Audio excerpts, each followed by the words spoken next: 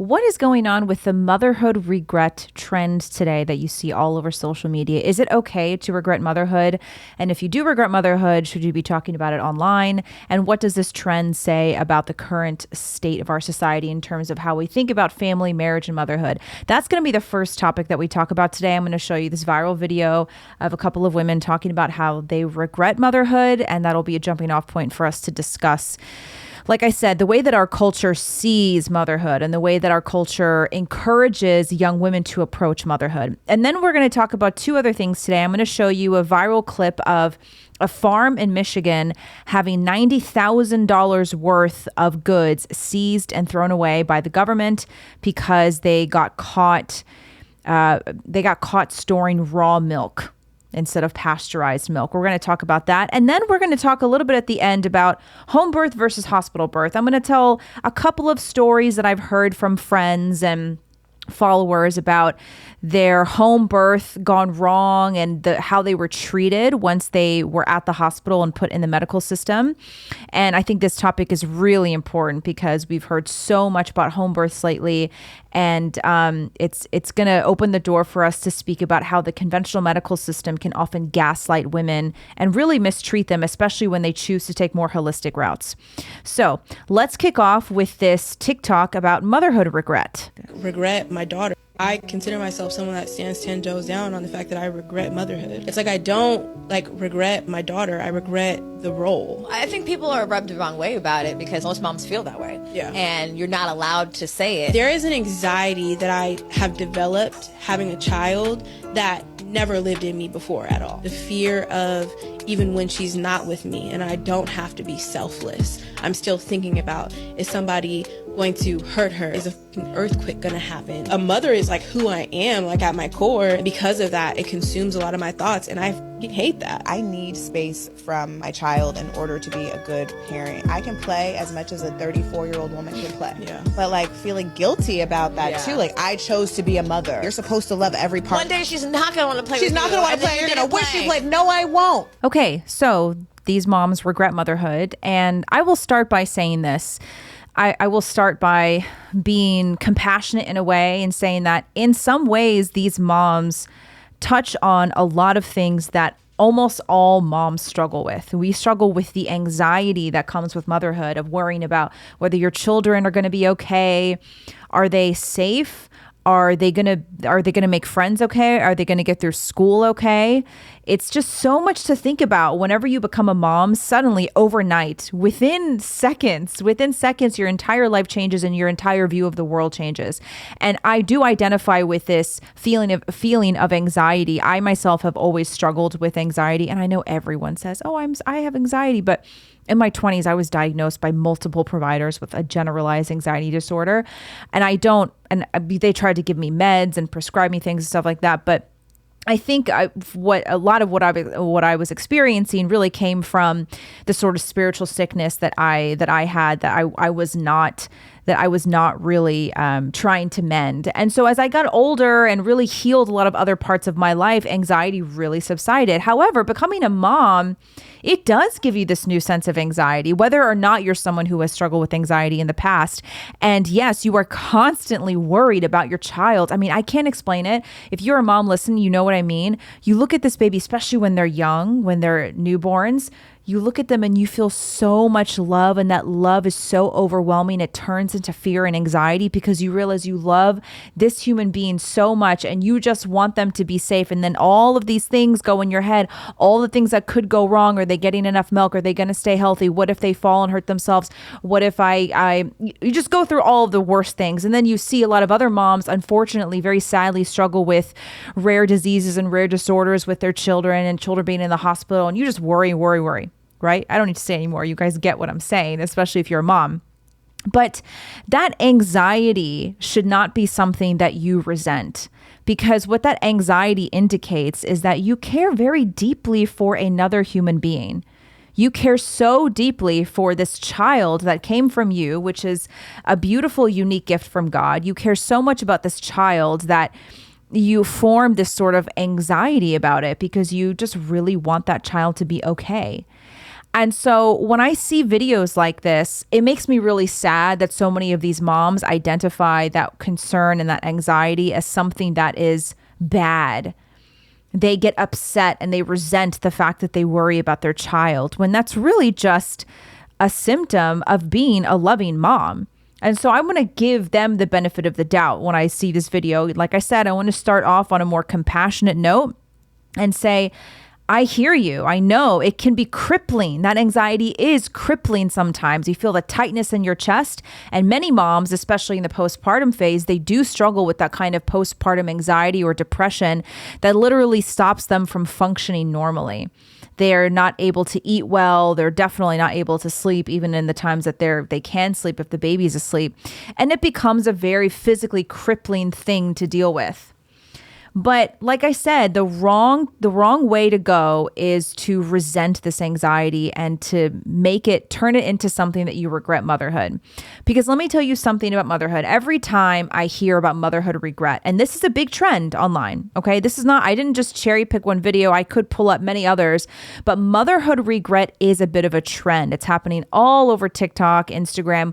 Moms are coming forward and they feel like they're being brave in discussing how much they regret motherhood. I love my kid, but I regret this role. I love my child, but I regret motherhood. It's just too much. It consumes everything. I had to throw my life away. I regret it. Here's my first response to that. Not all of your feelings are valid. I discussed this in a previous episode about things that I wish everyone knew about motherhood. And you can apply this to any human being, but I apply it particularly to moms because we go through such a range of feelings as moms. And it's important to understand that not all of your feelings are valid. And this is very different from anything that we're told by mainstream society and culture. We're actually told, oh, honey, your feelings are valid. We're told that everything we feel is true and valid. If everything that we felt was valid, oh my gosh, this world would be a terrible place to live in because we feel many things throughout the day. And those feelings, especially for moms, can arise from hormonal imbalances or exhaustion or frustration and a lot of these intense emotions that we feel with motherhood because it's an incredibly intense experience. Motherhood, by far, is the most intense thing I have ever experienced in my life. And I used to be someone that sort of chased intense experiences. Like I used to do ayahuasca in the rainforest in South America. I used to chase these very immersive experiences, trying to feel something and trying to experience something. By the way, this is not an endorsement for plant medicine. Don't do plant medicine. That's just a side note. I've talked about it in previous episodes, my experience with it. Do not recommend. 0 out of 10, do not recommend. But motherhood is very intense and you feel a lot of things when you're a mom, but you have to remind yourself that not all of your feelings are valid. So feeling regret and feeling like it's not worth it, feeling like it's not worth the reward and the fulfillment that comes from motherhood, those are wrong things to feel. It's okay to identify them and it's okay to say to yourself, hey, I'm feeling this way. I'm feeling regretful. I'm feeling like I don't really like motherhood, but you should not tell yourself that all of these things are valid because you're going to end up acting on something that is not good, that is not true. And when you're a mom, it really, really matters. Everything you do and say around your kids matters. And these moms in the video, I'm sure their children are young and I'm assuming they're probably not on social media and they're not scrolling through the things that their moms say about them online. But the internet is permanent. And what we say as parents online could very, very easily one day get back to our children as they get older. And when I became a mom, that was something that really clicked in my head. And I started acting and saying things a little bit differently online. I've evolved a lot over the last few years of my life since becoming a mother, because it really became clear to me that the way that I act and represent myself in public, including and especially online, is going to be reflective not only of my family, but it's going to be something that my children one day will look up to. Because like I said, the internet is permanent. And imagine one day stumbling across a video, because, things go viral. So things that go viral are often archived and they'll be there forever. Imagine stumbling across a video of your mom saying that she regrets motherhood because you give her such crippling and anxiety. It's the same thing as like a 5-year-old overhearing the mom telling the dad or telling a friend or another family member that they regret becoming a mother because they don't like motherhood. That is so painful and hurtful to a young child. You know what? I retract that. That's painful and hurtful to a child, no matter how old they are, no matter if they're 5, 15, 25, or 35. No child should ever hear that their mother regretted having them and that their mother regrets being a mom. That's incredibly damaging. And this is your child that should feel the safest in the world in your presence and in your arms. Again, that's regardless of age, but particularly in the early years of childhood, it is your job as a mother to make that child feel loved, to feel held, to feel understood, and to feel valued. My mom always tells me with my newborn, you know, we always massage his legs and look at him, and he's just so smiley and so happy all the time. My mom says, "Isn't it just the best thing ever to look at your child and have them smile back at you?" I said, "It is." And she said, "A child's first love is their mother's love." Every time you look into that baby's eyes, that is the baby's first love. Your mommy is your first love, which is why you've heard so many stories, tragically, of children who lost their moms due to illness or death or some sort of tragedy, or they were adopted or they were bought via surrogacy. And they grow up and they realize it later in life. They grow up with this gaping hole in their heart because they didn't have the love of their mommy. It does something to you that science cannot ever explain. But not having your mother's love and not having your mother's value, your mother telling you what your value is and showing you what your value is, it affects you for the rest of your life. And I talk about this with people I know, including some family members that their mother either left when they were young or their mother neglected them. And the way that affects them today as adults, even if they're 50 years old, it has such a big impact on them. And so to me, it's sickening. And we should not accept this. We should not accept mothers chasing after their feelings and publicly going online to say that they regret motherhood, because that is so detrimental to your child. It is not a good thing. One day when your child sees that, that's going to create a rift between the two of you. I don't care how much spin you try to put on it and say, well, oh, it's a good thing to be honest with your children. Not all the time. No. Nope. You're the adult. Your children are the children. They don't need you to be honest 24/7 about everything. Nope. They need you to raise them in a safe and loving environment. And a lot of times that doesn't mean that you should be honest about everything that you experience in your life and experience in motherhood and in a family. So it makes me feel a little bit ill. I genuinely feel a little bit nauseous when I see these videos, because these women are so quick to grab a microphone and say in public to thousands, if not millions of people, I regret motherhood, because it makes me think about somebody else when I'm alone, and I just want to think about myself. And this is perfectly reflective of this incredibly selfish culture that we have cultivated. We teach young women that the number one most important thing to do is to be selfish, is to care for yourself above everybody else. And we're actually taught that it's a bad thing and that it's wrong when someone else is put above you in your own mind. And this is sort of the core of how feminism breaks down the family unit.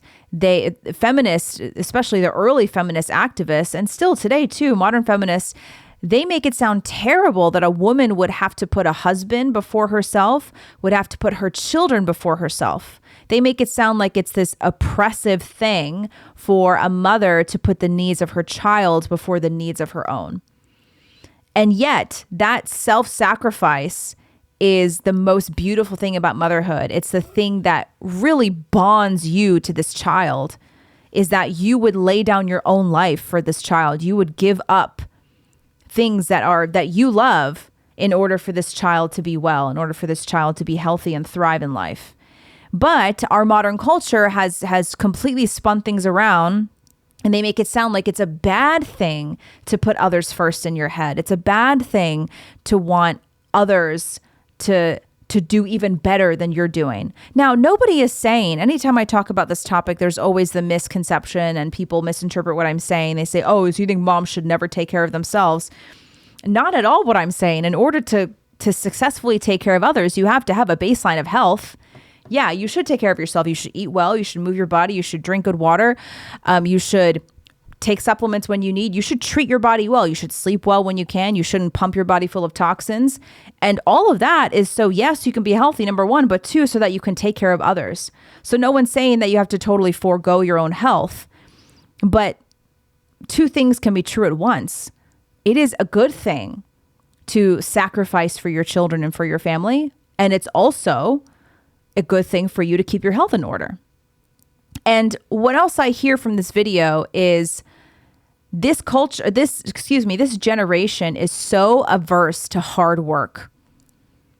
Because what she's saying in this video is that it's just so hard to be a mom, right? It is hard. It's the hardest thing you'll ever do. It really is. The hardest thing you'll ever do is to be a mom. It takes so much to raise a child, and you realize this within the first 2 weeks of being a mom, let alone parents who have raised multiple children all the way through adulthood. It takes everything out of you. But what is hard is not necessarily wrong. In fact, the hardest things that we do in life are often the most fulfilling and the most rewarding. But again, these younger generations, my generation, Gen Z, we've been programmed to believe that anything that is really, really hard is bad. It's not good for you. Things should not be hard. They like to tell us that, oh, life should not be that hard. Your marriage should not be that hard. Motherhood should not be that hard. And they teach us to turn our back on things that are too difficult, especially marriage. Oh, if it's too hard, then it's not right for you. If motherhood is so difficult for you, then it's not right for you. And this is the wrong way to approach things. So why are so many women even struggling with motherhood and coming up with these ideas of motherhood regret? Before we answer that, a word from our sponsor. Ladies, did you know that if you have a menstrual cycle, you should be taking a prenatal multivitamin every day? Not only if you are trying to get pregnant or if you're pregnant or nursing. The prenatal multivitamin is great for women in their childbearing years, regardless of your pregnancy plan. So if you have a menstrual cycle, you should be taking a prenatal multivitamin every day. There are so many nutrients in here that are important for healthy hormones, a healthy menstrual cycle, a period that's much more manageable. It'll help reduce your menstrual cramps and PMS symptoms. And there's so many things in here that your body needs if you still have a menstrual cycle. And it's especially important to find a prenatal that has folate instead of folic acid. And it's actually kind of hard to find. There are so many prenatals out there that use folic acid, which is the synthetic form of folate that's not bioavailable to the body. So I highly recommend the First Form prenatal multivitamin. I've been taking this for 5 years, long before my first pregnancy. And it's a fantastic product. It gives you so much energy in the morning. It really helps to regulate your mood and your menstrual cycle. So I highly recommend it. Please use my affiliate link in the description in the show notes. Just click on that, make your first purchase. This company is also fantastic. They're very pro-America and patriotic, so it's a win-win. You know, you're supporting a company that has the same values as you, and they have excellent customer service. So if you need to make a return, it's 110% money back guarantee. And let me know if you guys have any questions about the products. Aside from all the other things that we just spoke about, the self-centeredness of our culture and how people are averse to hard work, I think two major things is that, number one, again, I always come from an Orthodox Christian perspective, but there's just a lack of Christ, a lack of Christianity in our culture has really resulted in many people who just don't understand the meaning of life, and they really, really don't understand what it means to sacrifice for others. And I think that's resulted in, of course, it's resulted in modernity, and it's resulted in all of these modern progressive ideas of the self being the most important thing. And it's even evolved into things like the obsession with self-care, self-love, self-enlightenment, self. And this is what happens. This is the complete opposite of what Christ teaches us. Because what we're taught in the church is sacrifice. What we're taught is that our self is the very thing that needs healing. And this is why in Orthodoxy, we don't see the church as a courtroom. We see it the way that they say it. The phrase is that it's not a courtroom, it's a hospital. It's a place that you go to find healing, because you can only ever find healing in the truly healed one, which is Christ. And so when we turn our back from the only source of healing, that can mend our broken selves, and we just keep diving deeper and deeper into ourselves. That's what the self-care and self-discovery is. The deeper we go into ourselves, the more unhappy we're going to be. And so, of course, you are going to think that one of the greatest gifts ever given to you, which is motherhood, is going to be something that isn't worth it. It's something that you should regret. And I also think a big factor is a lack of community. As I've said many times before on my show, we have a significant lack of community when it comes to families and motherhood today. Women were never meant to do motherhood alone. It's a very isolating and lonely endeavor as it is. And I tried to explain it in my last episode when I said the things that they don't tell you about motherhood. I said that motherhood it's a very lonely thing, and it's hard to explain. Even if you are surrounded by people, even if you have a great, supportive, loving husband, motherhood can feel so lonely because no one knows what it's like. Every child is different. Every pregnancy and birth is unique. No one will ever have the same exact experience as you. So it can be a very lonely, isolating endeavor, especially if you don't have the support of a community around you.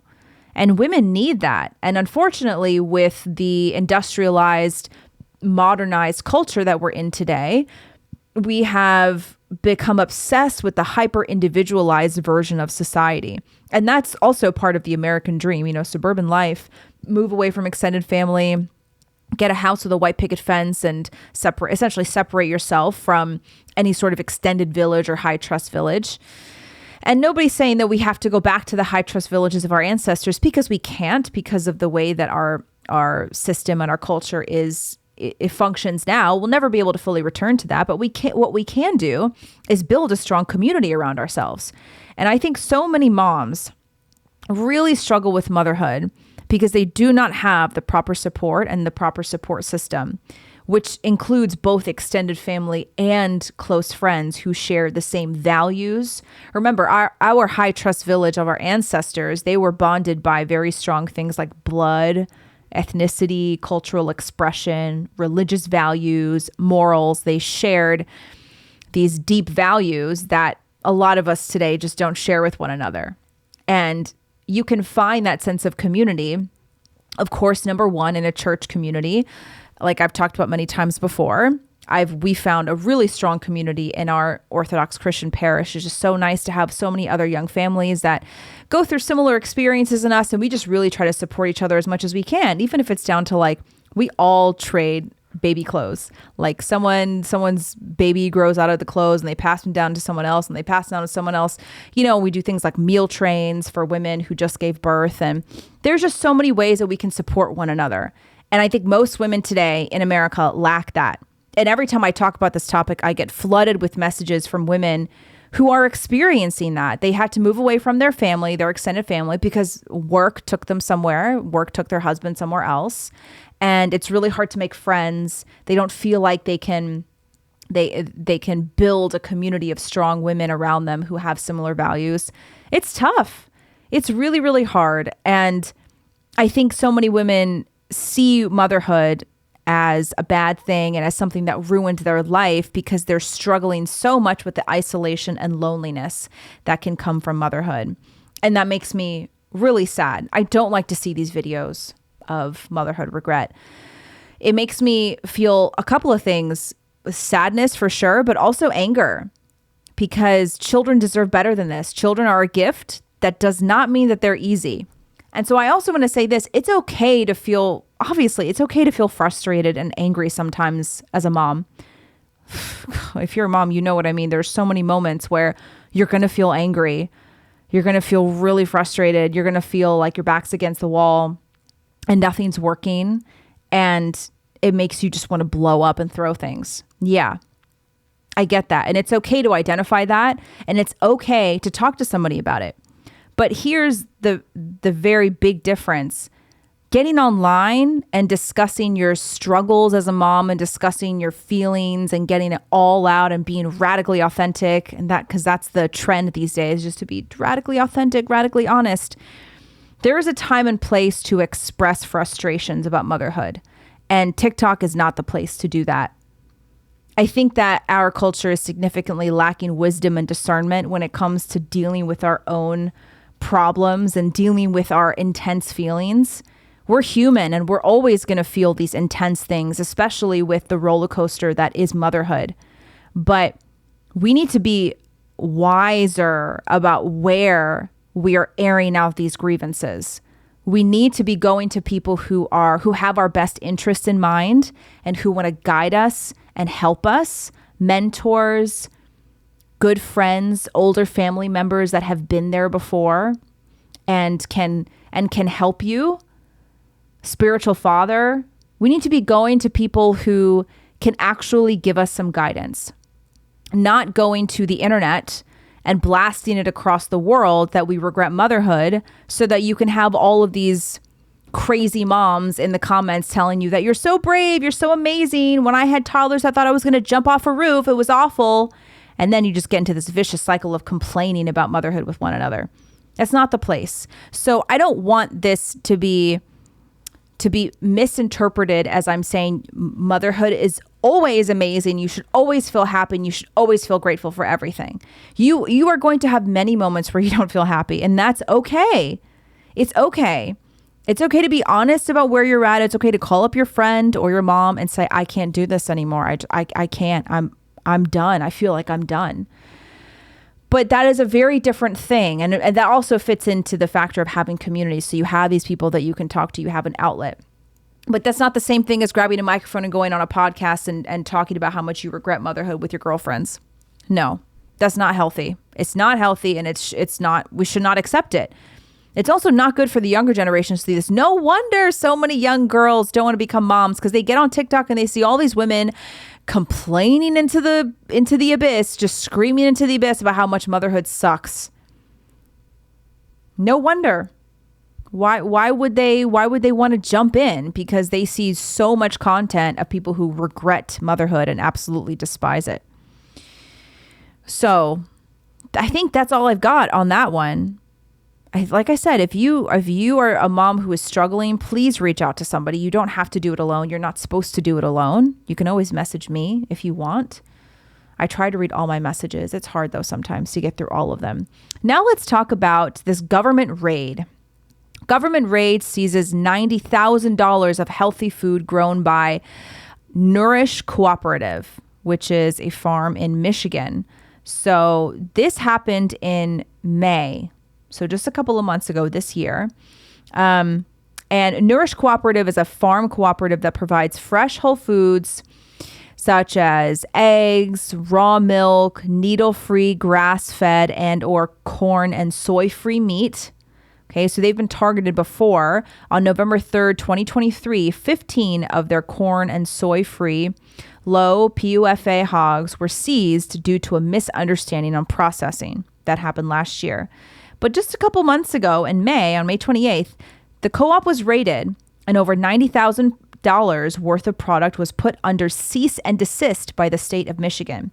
The raid took place over the course of 4 to 5 hours and started with 4 government employees arriving in a government-marked car, including a human food inspector, an animal food inspector, and 2 dairy inspectors.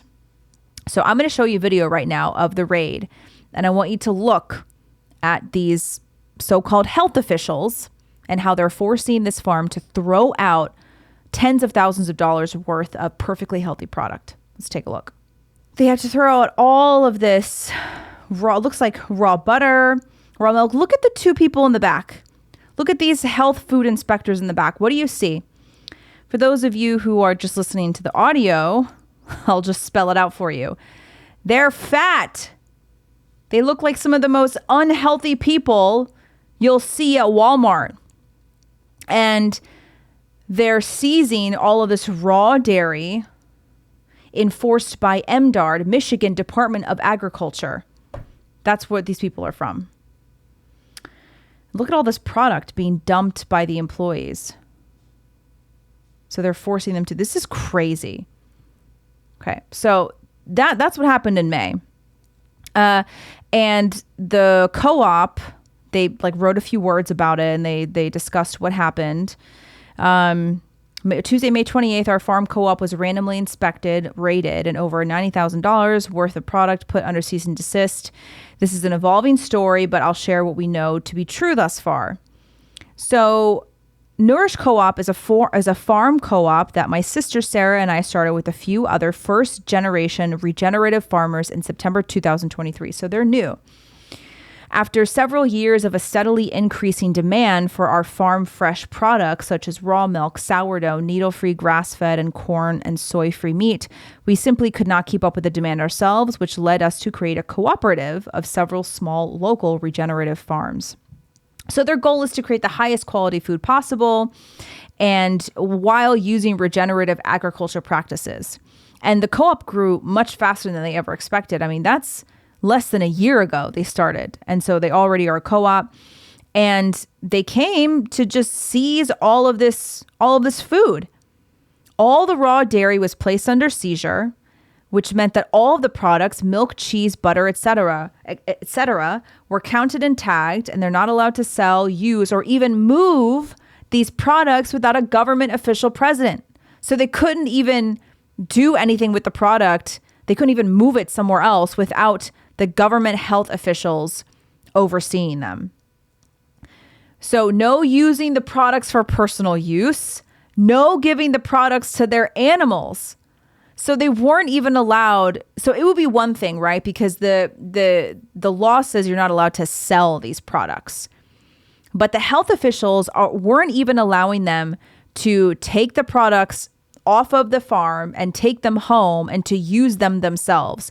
Couldn't even give it to the other animals, couldn't even use it for personal use, because with a lot of the raw dairy products, I mean, you could use them for personal use. You can make a hair mask out of it. You can do face masks out of raw dairy. Like, there's a lot of stuff you can do with it. They weren't even allowed to do anything with them. They had to discard of them in front of the government health officials. And the officials had to be present to ensure that we discarded of them appropriately. Oh my gosh. This was the Tuesday right after Memorial Day. And they had over 350 orders to pack up and ship out to their co-op members and their pets. And the raid lasted 4 to 5 hours. Oh my gosh, this is crazy. This is crazy. So for those of you who aren't like up to date with raw dairy, with where we're at right now in terms of how our culture thinks about raw dairy has really become more of a conversation lately in the online, especially health communities, because people are finally starting to realize what a great product raw dairy is. Many people who struggle with dairy reaction, like they have some sort of allergic reaction or they have some sort of sensitivity to dairy, they actually find that raw dairy causes no problems at all. And it's actually the pasteurization and homogenization of the dairy that strips the dairy of its nutrients, strips it of its live bacteria. And that's what honestly causes a lot of issues, because it's the ultra processing of these dairy products. So I've lost count of how many people I know personally who have had major sensitivity to dairy, but when they eat or drink raw milk or raw cheese or raw butter, they've got no problem whatsoever. We get 2 gallons of raw milk every week, and we get eggs from the same place too. So my family drives out. It's a little bit of a drive. It's probably 30 to 40 minutes to this local farm. And it has to be labeled pet food because raw dairy is illegal to sell in almost all of the states. Probably, I would say like 45 to 48 of our states, it's illegal to sell raw dairy. But people, they sell it anyway. I'm obviously not going to say who because they're going to get in trouble, but they sell it anyway. They just sell it as pet food. It has to be labeled as pet food. But it's just insane to me that the government has such a stronghold on something as natural as raw dairy. Like, you cannot sell dairy milk that comes straight from the cow's udder. And they claim that it's about cleanliness and preventing disease, when the reasons that people got diseases from food, whether it was just meat or eggs or dairy or whatever, was because we didn't have the proper cleanliness practices back then. We didn't have the proper sanitation, etc. But especially with how clean things are in this modern era, your risk of getting sick from raw dairy, especially if it's from a well-sourced farm, is like very, very, very low. You have a much higher risk of getting into a car accident when you get in the car to go somewhere. But the government is cracking down so hard on any sales of raw dairy. And they do this at Amish farms all the time too. They'll go crazy. I mean, they just show up unannounced and they force you to throw away all of it. You can't even keep it. It's not even like, okay, well, if we're not allowed to sell it, okay, you're going to slap us with a fine. We'll take it home and we'll use it for ourselves. You can't even do that. It's absolutely wild. And so they went on to say that they're not allowed to touch any of the products that are still under seizure. They even had a lot of raw cream, raw cottage cheese that they weren't able to remove while the health officials were there. But they can't eat it themselves and they can't feed it to their animals. So all of that product will just go to waste. We have a right to real healing foods. And it's sickening that the government will work so hard to fine people who sell raw dairy, to punish them, to especially financially punish them, because this is a huge financial punishment, not being able to sell all this product that you spent money growing and producing. And the government would rather spend their time seizing all of these products and actually, doing some good. And what about seizing some illegal aliens? They more than happy to let these people illegally cross the border, but you can't sell milk that comes straight from the cow's udder. But I will tell you, in terms of health benefits, you guys, raw dairy is unbelievable. It really is. It's such a health food. It's such a superfood. I recommend it to everybody. For a lot of people, it's not so easy to get. It depends on where you live. If you live in, we live in Middle Tennessee, so this is like prime area to find somewhere. And where you live, likely it's illegal to sell raw dairy, but it's pretty easy to find a farm that sells raw dairy as pet food. It's like by word of mouth, or you can Google it. I think there's a website called rawmilk.com, something like that. And that's a really easy way for you to find local farms that do offer raw dairy as pet food. So that's a very disappointing thing to see. All right, let's finish off by talking about home birth, hospital birth. Did you know that most diaper companies donate money to abortion funds and support abortion campaigns? That's why I'm so proud to partner with Every Life Diapers. This pro-life company is openly supportive of mothers, children, families, and the right to life. And they have a wonderful product. Both of my kids use these diapers. Not only are they easy to use and they're comfortable, but they're leak-free, so you don't have to worry about those messes in the middle of the night. I have never had a blowout mess since using Every Life Diaper with my newborn baby, which is very, very rare. I love the product, and I also, of course, love supporting Every Life in their mission. It is so rare today to find a company that is openly pro-life and openly supportive of mothers and families. So that's why I'm so proud to be supporting Every Life, and you can support them too while also getting a fantastic product. Use my code 10GINA for 10% off of your first order with Every Life. And even if you're not a mom and if you don't have kids that are in diapers, it makes a great gift. So if you know a mom who's about to have her first child, or families that have multiple kids who are in diapers, this makes a fantastic gift. So use my code 10GINA at checkout and support this amazing company that has an amazing product.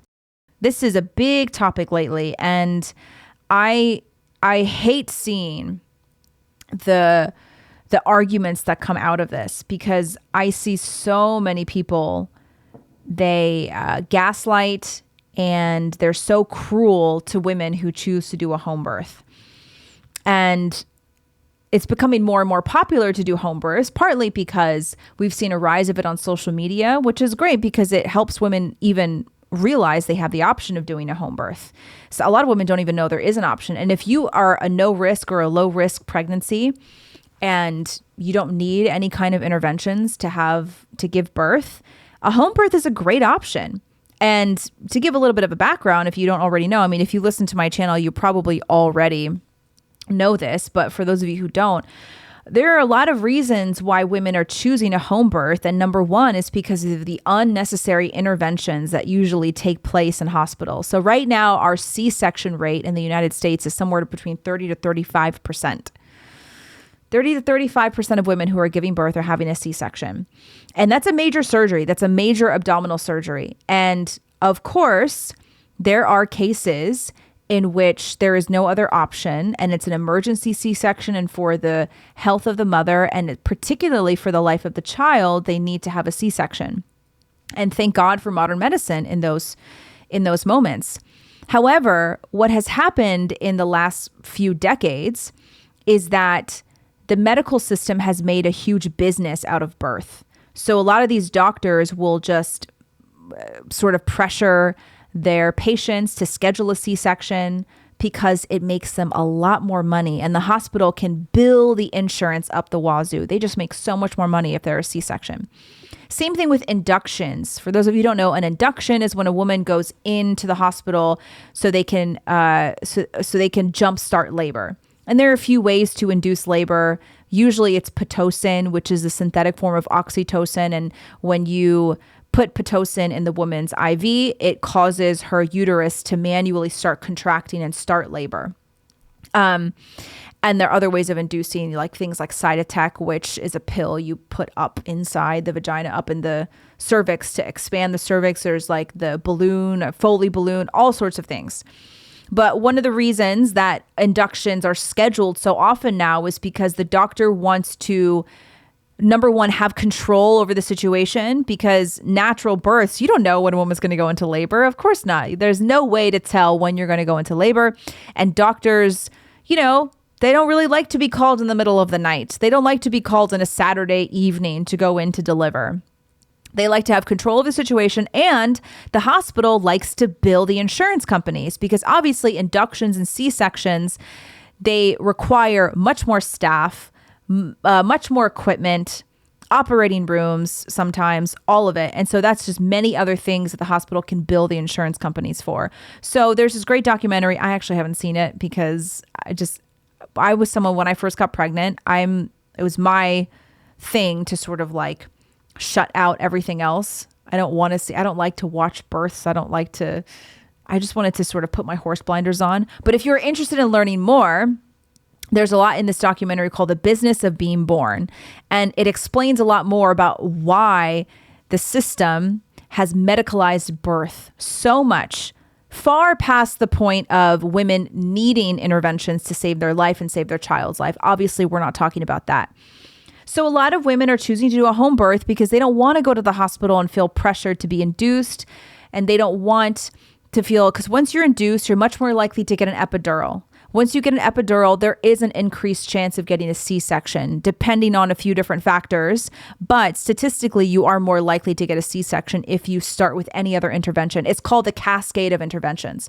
So a lot of women are choosing home births now because they want to have a natural birth. And there are, of course, potential side effects and potential complications with any intervention that you do in the medical system. There are, of course, potential complications with inductions and epidurals, et cetera. Epidural is, everyone knows that it takes the pain away of childbirth, but it's basically a spinal tap. A huge needle goes into your spine. So, of course, there are potential issues with that, potential problems that come with an epidural. And so many women are reclaiming the natural way to give birth at home. And in some cases, it's cheaper because, you got to pay out. If you don't have a job that gives you health insurance, you got to pay out of pocket the premium every month for health insurance. And then you got to pay however much your insurance doesn't cover. Whereas if you're going to do a home birth, you pay the midwife like a set amount of money, and then that's all you pay, hopefully. And in one study, there hasn't been a lot of research about home births in terms of statistically how many of them end up in C-section or vaginal natural birth. But there was one study that came out in recent years that showed that only 3% of home births ended up in C-sections. And that's actually what the rates, if I'm not mistaken, what they used to be. And that's like generally only 3% of births naturally will end up in a C-section.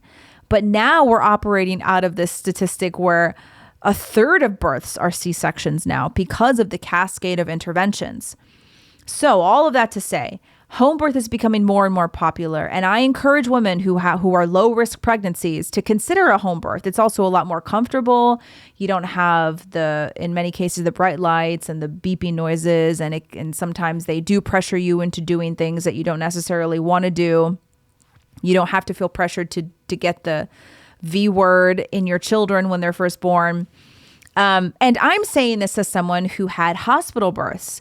And for those of you who don't know, if you watch my channel for a little bit, you know that I'm a high risk pregnancy because I took birth control at 19 years old. That gave me a pulmonary embolism and major blood clots. Once you have a history of blood clots, you are much more likely to have blood clots in the future. And pregnancy is a state that naturally puts women at 3 times more likely to have blood clots as it is. So if you have a history of blood clots, you're categorized as a high risk pregnancy. I'm definitely on the lower end of high risk, but for me, my husband and I decided that it's really our only option really is a hospital birth because, I mean, first of all, we couldn't ever find a midwife that would be willing to give us a home birth because basically if you have a blood clot when you're pregnant or giving birth, it's like basically an instant miscarriage. And that's not a risk that we were willing to take. And I am someone who had, I will say, especially this last birth, we've had very pleasant experiences in the hospital. Very pleasant. Like this last birth that I had the hospital staff was awesome. We were so happy. We were so thrilled with everything that happened. And I had a totally natural, unmedicated birth in the hospital. So like we didn't feel pressured at all by staff to do anything we didn't want to do. Like I said, it was a really fantastic experience for me. However, I know that my experience is not everyone's experience. So I really encourage women to see all of the sides, to see everything, to consider all of these things when they're considering and preparing for giving birth. Because there's a lot to consider. So if a woman is going to have a hospital birth for whatever reason, maybe you have some risks that you don't feel comfortable taking at home, or maybe you just feel more comfortable in a hospital, and that's okay. I know some women who are low risk pregnancies, but in their mind, they say, look, if something does go wrong, I want to be in a hospital. That's okay. That's your right. That's your choice. I want women to feel empowered about where they give birth. I want them to feel like they are in control. They're in charge of themselves and their birth and their bodies. That's my whole thing with birth. And if you are going to choose to go to a hospital, let me give you a couple of tips because like I said, had amazing experiences. Anytime we declined something, we were never met with any pushback, no bad attitudes. We had amazing staff. It matters where you give birth. Number one, do research of the hospital. Make sure that you can get some information. You can always ask for like the C-section rates of the hospitals that you go to. The hospital that we've delivered out of in Nashville is called St. Thomas Midtown. If you happen to be in the Middle Tennessee area, we had amazing experiences with the hospital. We love that hospital. I'm not saying that every single person will have a great experience every time, but I will tell you that great experience. It's also incredibly important who your OB is.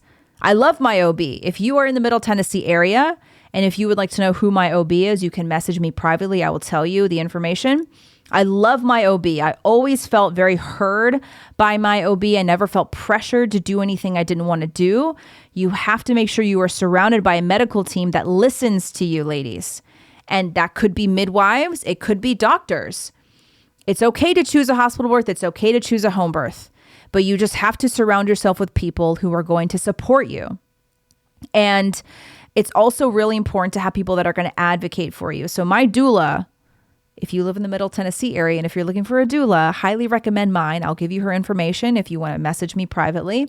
She was my advocate. She was my rock. Of course, my husband was too, but husbands, they struggle themselves to watch their wife in pain. It's hard for them. They don't know what's going on. They don't know enough about birth to like advocate for you in certain situations. So having a doula really helps because she will tell you, she'll give you a perspective that maybe you're not able to see in the heat of the moment. She'll advocate for you with the medical providers, and she'll make you feel really supported, and she'll guide you and coach you through the birthing process as well. My doula was awesome. I remember saying to her right before my water broke, because I was in labor for a few hours before my water broke with this last one. And I just remember looking at her and be like, I can't do it anymore. I can't do it anymore. This sucks. It hurts. I can't do it. And she said, yes, you can. Yes, you can. And she was my coach. She got me through it. So these are important elements if you're going to choose a hospital birth, because unfortunately, so many women now are experiencing terrible things at hospitals. And I could go on with so many stories. I heard a story of of a family that chose to do a home birth because they were low risk, but there was some sort of complication. They got to the hospital and the OB laughed at them, mistreated them. The nurses were rude, and it was a horrible experience. Thank God the baby was fine, but it ended up an emergency C-section, and it was just a terrible experience for them. And then there was another story that I shared on my Twitter recently of this couple that did a home birth, and at the very, very end, the baby had already crowned. The baby's head was like right there, but the baby got stuck and labor wasn't progressing. And the baby just got stuck there for a while after a couple of hours of pushing. And the midwife suggested, if you don't want this to end in a C-section, I think we need to just get to the hospital now, just in case. And so they got to the hospital, and as soon as they arrive there, they are met with disdain. The staff is giving them this attitude like, this is what you get for trying to give birth at home. This is what you get. Oh my gosh. I mean, that makes me so angry that nurses and doctors would act like that. And the OB tried to get into an argument with the midwife about like state protocol for midwifery practice. And the OB, she was like trying to argue with the midwife as the mother was in labor. And the midwife had to be like, hi, doctor, excuse me. Can we just pause this conversation? Can we treat the patient, please? And they ended up getting billed for like all of these things that they specifically declined and said no to. It's just a horrible experience all around. And I hear stories like this all the time. I hear stories of just not even parents who tried to do a home birth first, because most home births that I've heard were successful. Vast majority of them that I know who birthed at home were successful in the process. But I also hear many stories of women who go to the hospital to give birth. And it's just horrible because they're given all of these interventions that they never wanted. And it turns into that cascade of interventions. And then it ends up in either a C-section or it just doesn't turn out the way that they wanted to. And they feel pressured to do this and that. And the doctor laughed at them. The doctor gaslit them. The nurses were not kind. It's just, we're seeing more and more examples of the God complex that many doctors have. Doctors and nurses think they know everything. They do. They think they just know everything. And they think that anyone who tries to bring in any holistic care or holistic knowledge, they think they're stupid and they should be laughed at and they deserve something going wrong in their birth. And that makes me so very angry. I can't tell you how much that makes my blood boil, because every woman deserves the right to birth where she wants. And doesn't matter what goes wrong, where it is, when they get to the hospital, if they go to the hospital, they deserve to be treated with respect. And what's crazy is that going to the hospital, if something goes wrong with your birth and the doctors and nurses treating you like crap, that just proves the point. That's just like, no wonder that you even chose a home birth in the first place, because doctors and nurses can be cruel sometimes. This is why it's so important, guys, to choose the right hospital and choose the right doctors. Even if you are planning a home birth, like just in case, know which hospital you're going to. Know details about the hospital and feel you can like do a tour of the hospital. Just be prepared. You never know. It just makes me so angry that so many of these doctors mistreat women when they try the holistic route. And they're met with derision and they're met with mockery, and it's inappropriate, and it just makes more and more women choose alternatives to giving birth to their children. Our medical system is deeply broken. It's in many cases, it's a business. And I know it's getting harder and harder to find OBs who don't treat it like a business. They want, if you want to have a natural birth, the OB wants to assist you in that. It's hard to find that these days. My OB was really happy that I wanted a natural birth. I wanted to, my baby came 2 days before my due date. We all thought I was going to go past my due date, but I woke up in the middle of the night. It was more like early morning. I started contracting at 4 a.m. Got to the hospital around 6. My baby came right before 10 a.m. I labored for 6 hours. My doctor didn't even make it in time because doctor thought that it was, wasn't gonna, my doctor was there at like 6 a.m. when we got there. And we were like, hey, okay, it's going okay. And then the doctor was, all right, I'll come back later. And by the time my water broke, I think everyone was waiting for my water to break. My water broke, and then the baby just like, he was there. So another OB who was on staff at the hospital came in and delivered me, and she was great. But all that to say, you have a right to advocate for yourself. And I want every woman to feel confident in where they're giving birth.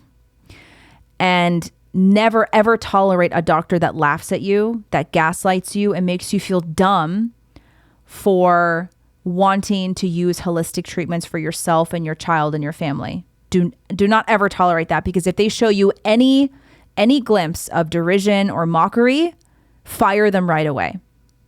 And I think, unfortunately, the God complex that has been applied to doctors, it leaves many women, patients in general, but we're talking about women in particular here, mothers.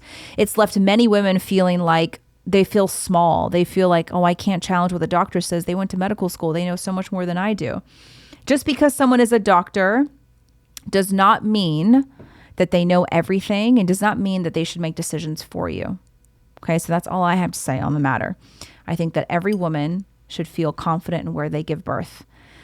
I've got so many other stories of birth to share from other women, because a lot of them, they tell me stories of how horrible doctors were. But I don't want you to think that all doctors and all hospitals are bad, because I would say most of the women that I know who gave birth, the majority of them gave birth in a hospital. And for many of them, it went great.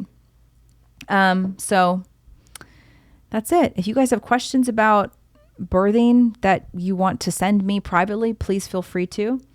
And please support the show. Like, subscribe to my channel, turn the post notifications on.